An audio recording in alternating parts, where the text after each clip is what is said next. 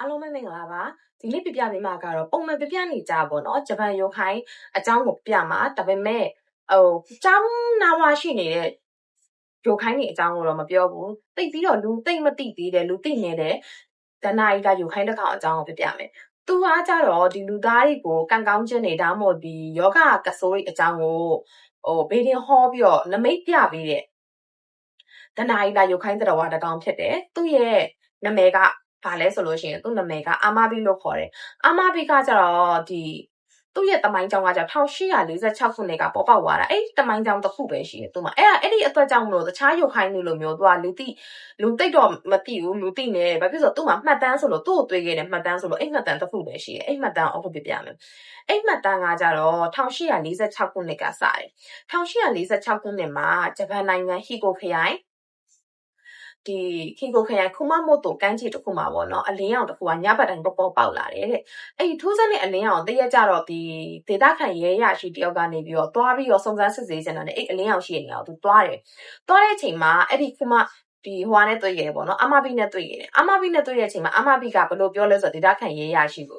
ငါရဲ့နာမည်ကအမဘီပါနောက်ထပ်လာမယ့်6နှစ်တာကာလအတွင်းမှာကောက်ပဲသွင်းတဲ့နေဖြစ်ထွန်းလိမ့်မယ်ဒါပေမဲ့အဲ့လိုကောက်ပဲသွင်းတဲ့နေဖြစ်ထွန်းခြင်းနဲ့သူကယောဂဆိုတခုလည်းပေါက်လာလိမ့်မယ်တဲ့ငါရဲ့အခါကြလို့ရှိရင်ငါရဲ့ပုံသူပကြီးကိုရေးဆွဲပြီးတော့ပြန်ပြီးမျှဝေပေးပါပေါ့နော်ငါရဲ့ပုံသူပကြီးကိုဆောင်းထားတဲ့လူကတော့ကယောဂတန်ကနေပြီးတော့ကင်းလွတ်လိမ့်မယ်ဆိုပြီးတော့ဟော့ကင်းထုတ်ပြီးတော့ပင်လယ်ထဲကိုပြန်ဝင်သွားတယ်အဲ့တော့ပင်လယ်ပြင်မှာနေထိုင်တယ်သူ့ရဲ့ပုံစံကဘယ်လိုလဲဆိုတော့သူ့ရဲ့ပုံစံကညှက်နှုတ်တီးလိုမျိုးနှုတ်တီးရှိတယ်တကိုယ်လုံးကကြတော့ကြေးခွန်နေနဲ့ဖုံးအုပ်ထားပြီးတော့6ရောက်3ရောက်ပါရှိတယ်တဲ့အဲ့တော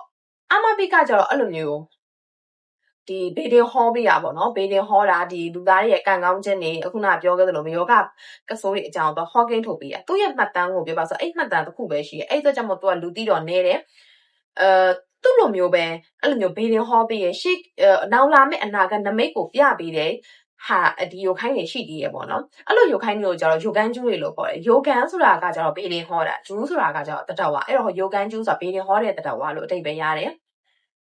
အဲ့တော့ဗီဒီယိုဟောတဲ့တဝါတွေကယိုကန်ကျိုးတွေကနောက်ထပ်ပါရှိသေးလဲဆိုလို့ရှိရင်ပထမနံပါတ်1တယောက်ကိုပြောမယ်။သုံးရဲ့နာမည်ကကျတော့အာမပီကိုလို့ခေါ်တယ်။အာမပီနဲ့တော်တော်လေးစင်တူတယ်။ပြောမလို့အာမပီနဲ့တော့မျိုးကွဲလို့ပြောလို့ရသေးတယ်။ဒါပေမဲ့သူကအာမပီခက်ရှေ့ကြပြီးပေါ်လာတာ1844ခုနှစ်ကပေါ်လာတာသူက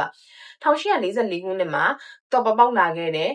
အာမပီနဲ့တော်တော်လေးစင်တူတယ်ဒါပေမဲ့မတူတာကဘာလဲဆိုလို့ရှိရင်သူကအာမပီလိုမျိုးနူးနူးညံ့ညံ့ပြောတာမျိုးမဟုတ်ဘူးသူကဘဲအချိန်မှာဘာဖြစ်လိမ့်မယ်လူဘလောက်ကြာကိုင်လုံးလောက်ကဆုံးပါဝါလိမ့်မယ်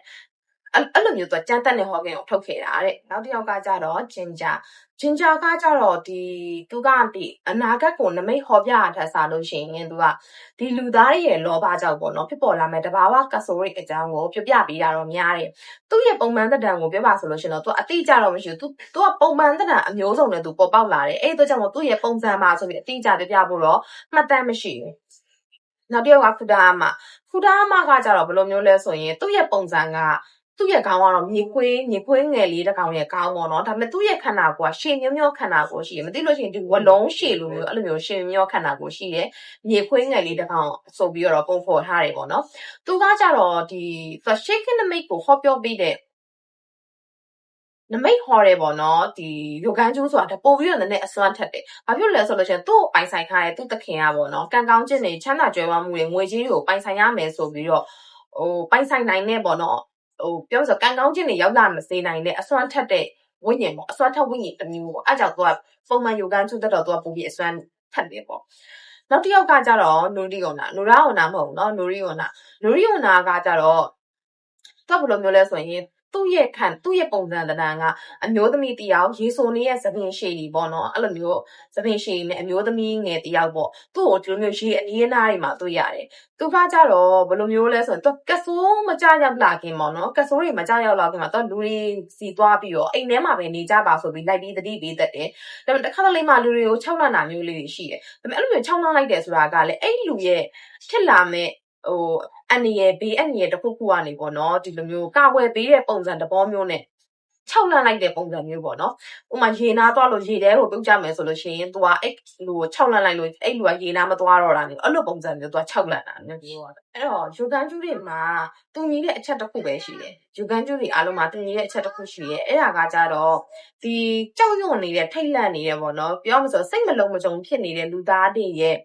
စိတ်ကိုတော့နှစ်သိမ့်ပေးတဲ့သဘောမျိုးနဲ့ပေါ့နော်အဲ့လိုမျိုးဘေးနဲ့နမိတ်ထုတ်လိုက်တာမျိုးပေါ့အဲ့လိုမျိုးအဲ့ဒါအားလုံးကတော့ယူကန်ကျူတွေကတူညီကြတယ်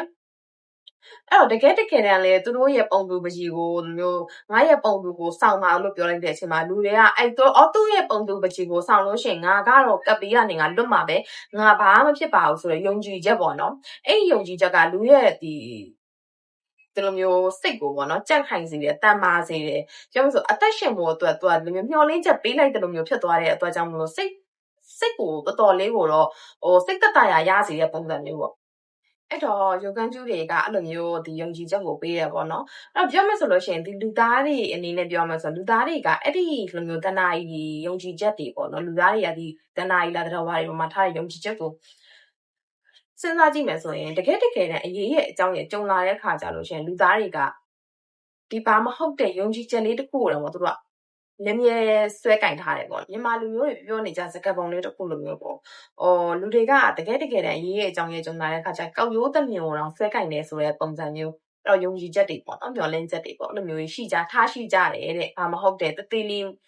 ရဝတ္ထုတသေးလေးမှာတော့အဲ့လိုမျိုးမျှော်လင့်ချက်တွေယုံကြည်ချက်တွေထားရှိကြတယ်အဲ့တော့ဒီနေ့ပြပြချက်နဲ့ဒီယိုကန်ကျူနဲ့ပတ်သက်တဲ့တနားလာဒီယိုခိုင်းတတော်ဝါတွေအကြောင်းကတော့ဒါပါပဲအဲ့တော့ဒီနေ့တစ်နေ့တာကိုအကောင်းဆုံးသောယုံကြည်ချက်တွေမျှော်လင့်ချက်တွေနဲ့ဖြတ်သန်းနိုင်ကြပါစေလို့ဆုတောင်းပေးလိုက်ပါတယ်ရှင်အဲ့တော့နောက်ထပ်တနားလာပုံမြင်နေအကြောင်းကိုနားထောင်ခြင်းနဲ့ဒီထူးဆန်းထွေလာအကြောင်းလေးကိုနားထောင်ခြင်းနဲ့ဆိုလို့ရှိရင် channel လေးကို like and subscribe လေးလုပ်ဖို့တောင်းဆိုချင်ပါတယ်ရှင်နောက်ထပ်ဗီဒီယိုလေးမှာထပ်ပြီးဆုံတွေ့ပါအောင်မယ်အားလုံးပဲတသား